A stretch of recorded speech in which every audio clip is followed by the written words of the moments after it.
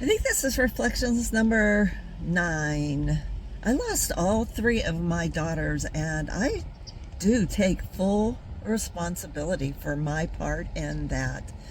And lately I've been reflecting a lot on the idea of accountability, not just in my own story, but in so many other stories just like mine. You're estranged from your kids because you won't take accountability. And that's something that I've heard more than once.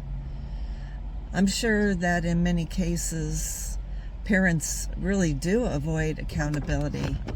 But in many others, I think people exaggerate what they expect, especially outsiders looking in. It's like they want us to take full blame for everything that's happened, even for other people's choices. They want to see tears and a big confession from us, like some visible proof of remorse. If I sat here crying, if I did that, would it even be enough? I don't think it would. There's this misconception that if your adult child doesn't want anything to do with you, that it must be all your fault, that you've failed as a parent. Even when I share specific incidences from my perspective and my story, people will jump in and say, well, what did you do? Or you're not telling the whole story. But that is my story. And it's way more complex. It's part of a long family pattern for me, with unspoken grievances that go way, way back.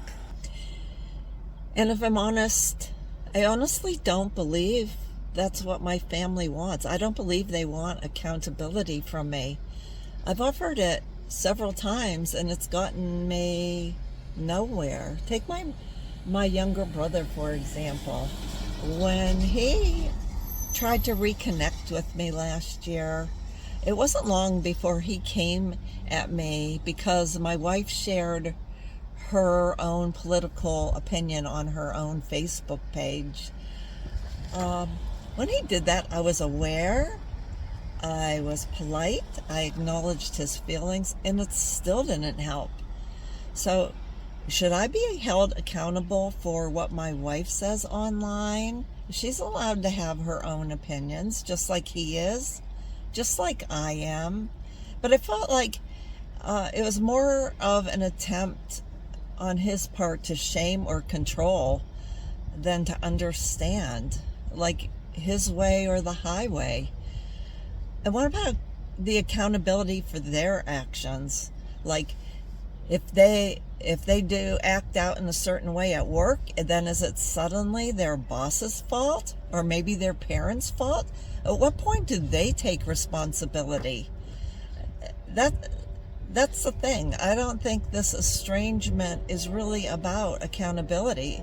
It's more about a deeper family dysfunction. Patterns that I am aware of, and that I am aware that I'm a part of them as well. I was reflecting on and trying to think of what accountability actually is. Isn't it just the very definition? Isn't it an awareness of our own behaviors and actions and patterns, and accepting that the things that we have done have effects on others, even if we don't mean harm by them?